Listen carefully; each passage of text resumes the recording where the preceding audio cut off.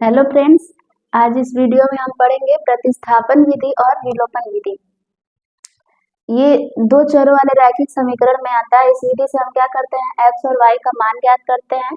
और बहुत सारी विधि है, आलेखन विधि भी होता है, भज्य गुणनखंड विधि भी होता है। धीरे धीरे करके हम सब पढ़ लेंगे। पहले हम प्रतिस्थापन और विलोपन विधि पढ़ेंगे। ये बहुत ज्यादा एग्जाम में पूछा जाता है, तो आप लोग इसको ध्यान से समझिएगा। पहले हम करेंगे प्रतिस्थापन विधि, फिर करेंगे विलोपन विधि और देखेंगे क्या आंसर दोनों में सेम आता है या अलग अलग आता है। अब हम समझेंगे विलोपन विधि। विलोपन विधि का मतलब क्या होता है, किसी एक वेरिएबल को विलुप्त करना, यानी गायब कर देना। तो गायब कैसे करेंगे आप, उसको घटा के। किसी भी चीज को अगर हमको शून्य करना है तो क्या करेंगे, दो है तो दो से दो को घटा के हम इसको शून्य कर देंगे, यानी विलुप्त कर देंगे। तो ऐसे ही इसको विलुप्त करने के लिए क्या करना पड़ेगा, हमको एक समीकरण से दूसरे समीकरण को घटाना पड़ेगा। तभी क्या होगा, उसमें से एक वेरिएबल विलुप्त हो जाएगा, यानी कि गायब हो जाएगा। ये है समीकरण 1 और ये है समीकरण 2। ये समीकरण 1 और ये है समीकरण 2। अब हम क्या करेंगे, यहाँ 2x है, यहाँ 4x है। ये तो घटेगा नहीं क्योंकि दोनों अलग है, ये 2 है ये 4 है। ऐसे यहाँ भी 1y है, यहाँ 2y है, ये भी नहीं घटेगा। तो हमको घटाने के लिए पहले इन दोनों को बैलेंस करना पड़ेगा, बराबर करना पड़ेगा।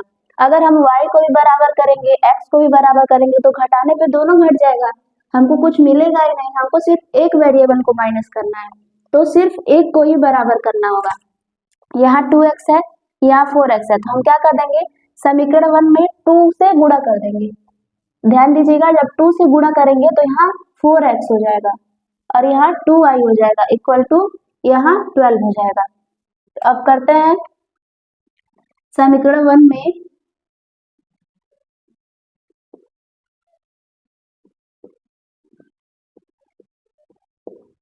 2 से गुणा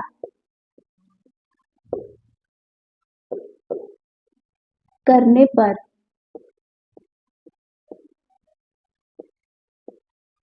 अगर हमारा समीकरण बराबर रहता, बैलेंस रहता, तो हम डायरेक्ट क्या करते, घटा देते। लेकिन यहाँ बराबर नहीं है, तो हम पहले गुणा करके इसको बराबर करेंगे। तो जब यहाँ गुणा करेंगे 2 से समीकरण 1 में, तो यहाँ हो जाएगा 4x प्लस यहाँ हो जाएगा 2y इक्वल टू, यहाँ भी 2 से गुणा होगा तो यहाँ 12 हो जाएगा। अब इसको मानेंगे हम समीकरण 3। फिर नीचे वाला समीकरण लिख लेते हैं ऐसे, 4x, सॉरी इसको नहीं लिखिए। अब हो गया same same, 4x 4x 2y 2y 12 4। अब क्या करेंगे, समीकरण 2 में से समीकरण 3 को हम घटाएंगे। समीकरण 2 से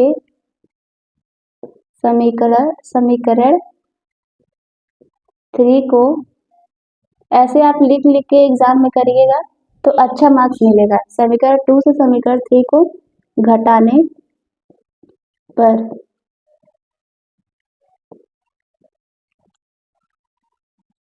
अब घटाएंगे हम। दूसरा समीकरण क्या है, 4x minus 2y equal to 4। और तीसरा समीकरण क्या है, 4x plus 2y equal to 12। घटाना करना है तो हम यहाँ घटाने का निशान लगाएंगे, यहाँ भी क्या करेंगे, घटाने का निशान लगाएंगे,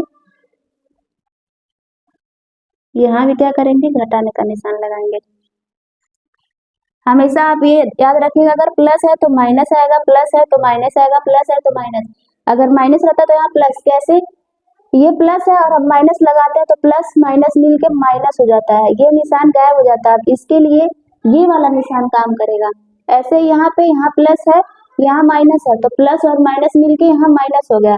तो 12 के आगे अब प्लस नहीं रहा, अब 12 के आगे माइनस रहा, माइनस वाला चिन्ह काम करेगा। तो अब इसको घटाएंगे, 4x में से 4x जाएगा, कुछ नहीं बचेगा, यहाँ पे माइनस माइनस मिलके क्या हो जाएगा, प्लस।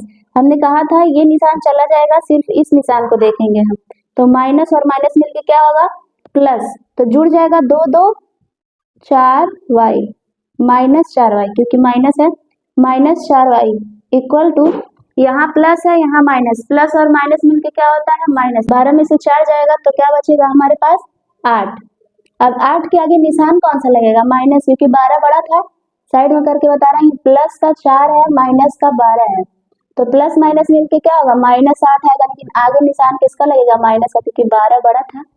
बड़े वाले अंक के आगे जो निशान रहता है वही निशान हम इसमें लेते हैं। तो यहाँ -8 हो जाएगा।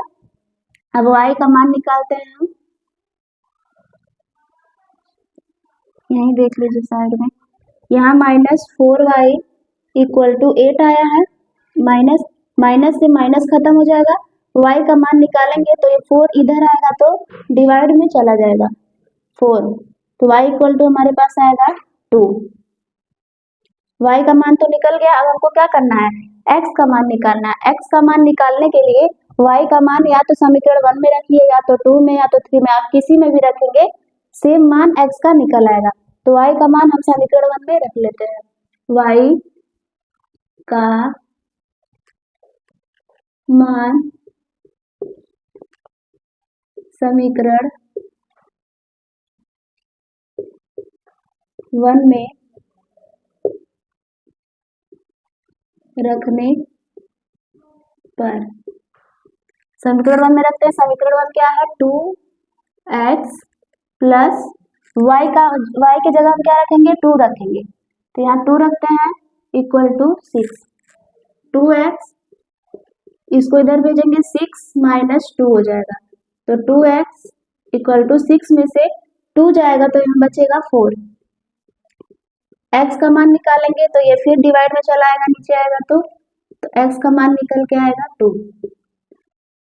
यहाँ x का मान भी 2 आया और y का मान भी 2 आया। एक बार फिर से देखेंगे हम कैसे करना है मेथड इसका। पहले क्या करेंगे? अगर हमको दो समीकरण देता है तो समीकरण को पहले बैलेंस करेंगे, क्योंकि हमको कोई एक वेरिएबल को क्या करना है? विलुप्त करना है। विलुप्त करने के लिए अगर सेम रहेगा तभी तो हम उसमें से घटा पाएंगे। जब सेम रहेगा ही नहीं तो हम कहाँ घटा पाएंगे? कहाँ वो विलुप्त होगा? कुछ ना कुछ हमारे पास बच जाएगा। जब सेम रहेगा तो 0 हो जाएगा, यानी कि विलुप्त हो जाएगा। तो सेम करने के लिए हमने क्या किया? 2 से गुणा किया इसमें, पहले वाले समीकरण में। अब देखिए, अब ये और ये सेम हो गया, 4x ये गायब हो सकता है। अगर माइनस करें 4x में से 4x तो 0 आ जाएगा, यानी कि एक वेरिएबल विलुप्त हो जाएगा।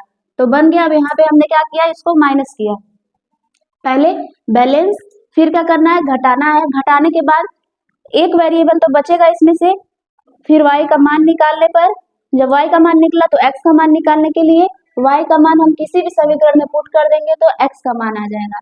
अगर यहाँ ये सेम रहता, ये कट जाता तो x का मान निकलता, फिर हम x का मान किसी भी समीकरण में रखते तो हमको y का मान, यानी कि चाहे x निकले पहले चाहे y, बात एक ही है। आप इसको किसी भी तरह से करेंगे आंसर सेम आएगा। अब हम समझेंगे प्रतिस्थापन विधि, इसको कैसे हल करते हैं। ये है समीकरण 1 और ये है समीकरण 2। विलोपन में क्या करना था? हमको एक विलुप्त करना था। प्रतिस्थापन में क्या करना है? प्रतिस्थापन का मतलब कि यहाँ से उठाकर इसमें स्थापित करना, यहाँ से एक मान निकालकर दूसरे समीकरण में पुट करना, यानी उसको स्थापित करना। इसीलिए इसका नाम पड़ा है प्रतिस्थापन विधि। अब हम करते हैं समीकरण 1 से, ऐसे लिख के करिएगा तो आपको अच्छा नंबर मिलेगा। समीकरण हल, समीकरण 1 से, समीकरण 1 से क्या करेंगे आप? x का या y का मान निकाल लीजिए। जो भी निकालिए, x का मान निकाल कर समीकरण 2 में रखेंगे तब भी आएगा, y का मान निकाल कर समीकरण 2 में रखेंगे तब भी आएगा। तो हम क्या करते हैं? पहले x का मान निकालते हैं। तो 2x प्लस y = 6, 2x = यहाँ हो जाएगा 6, y इधर आ जाएगा, सॉरी हाँ 6, y को इधर लाएंगे क्योंकि हमको x का मान निकालना है, तो y को भी इधर भेजेंगे तो माइनस में हो जाएगा। फिर x का मान निकालने के लिए 2 को इधर भेजेंगे तो वो डिवाइड में चला जाएगा, नीचे आ जाएगा 2। तो ये x का मान निकल गया। यही x का मान हम क्या करेंगे? समीकरण 2 में रखेंगे। आप चाहते तो y का मान निकाल कर समीकरण 2 में रख सकते थे, दोनों तरीके से आंसर वही आएगा। अब यहाँ लिखेंगे x का मान समीकरण 2 में रखने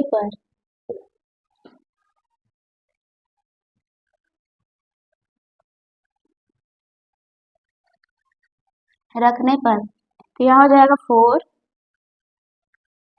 x की जगह पे क्या रखेंगे हम, इसको रखेंगे क्योंकि x इक्वल टू इतना दिया है, तो यहाँ पे रखेंगे 6 माइनस वाई इक्वल टू 2। फिर क्या है -2 वाई इक्वल टू 4। अब यहाँ सब हमको वाई वाई टर्म में दिख रहा है, तो जाहिर सी बात है वाई का मान निकल जाएगा हमारे पास। तो आगे सॉल्व करते हैं। यहाँ कितना आया था 4 ब्रैकेट में 6 माइनस वाई अपॉन 2, फिर -2y इक्वल टू 4। यहाँ से 2 से 4 कट जाएगा, यहाँ 2 आ जाएगा, तो अब कितना बन गया 2 ब्रैकेट में 6 माइनस वाई माइनस। अब हम इसका गुणा करेंगे, ब्रैकेट हटता है तो गुणा होता है। यहाँ हो जाएगा 12 -2y फिर -2y इक्वल टू 4। अब 12 -2y माइनस माइनस मिलके होगा प्लस, यानी कि जुड़ जाएगा, -4y हो जाएगा इक्वल टू 4। अब क्या करेंगे, 12 को इधर भेजेंगे क्योंकि हमको y का मान निकालना है, तो 4 माइनस 12। अब -4y equal two plus minus मिलके क्या होगा माइनस, यानी कि 12 में से 4 घटाना है, उल्टा घटा है तो 8, बड़ा 12 है, 12 के आगे माइनस है तो यहाँ माइनस आ जाएगा, माइनस से माइनस खत्म। y का मान निकालने के लिए 8, ये 4 नीचे डिवाइड में आ जाएगा, बचेगा y इक्वल टू 2। अब y का मान तो हमारे पास 2 आ गया, लेकिन यहाँ x का मान नहीं आया था, यहाँ y अभी है ना, पूरा x का मान कहाँ आया है, तो यही y का मान हम उठा कर किसमें रखेंगे, इसमें रख देंगे, तो हमको x का मान निकल जाएगा, मिल जाएगा। यहाँ आप कोई समीकरण मान लीजिएगा या फिर डायरेक्ट मान रख दीजिएगा। x इक्वल टू आएगा 6 माइनस वाई का मान कितना है 2 अपॉन 2, तो x इक्वल टू 6 में से 2 जाएगा, 4 बचेगा अपॉन 2, फिर 2 से इसको डिवाइड करेंगे तो कितना मिलेगा हमको 2। तो x बराबर भी 2, y बराबर भी 2। विलोपन विधि द्वारा हम सॉल्व किए थे तब भी x बराबर 2 और y बराबर 2 आया था। प्रतिस्थापन विधि द्वारा हम सॉल्व किए तब भी क्या आया, x बराबर 2 y बराबर 2। पहले समीकरण 1 से हम x का मान निकाले, फिर दूसरे समीकरण में x का मान रख के y का मान निकाले, फिर y का मान समीकरण में रख के फिर x का मान निकाले। हम सिर्फ क्या कर रहे हैं, प्रतिस्थापित करते जा रहे हैं, इसमें से उसमें, इसमें से उसमें। आई होप आपको वीडियो समझ में आया होगा। समझ में आया हो तो लाइक करें, सब्सक्राइब करें चैनल को, और कोई भी अगर गलती हो तो कमेंट बॉक्स में कमेंट करें।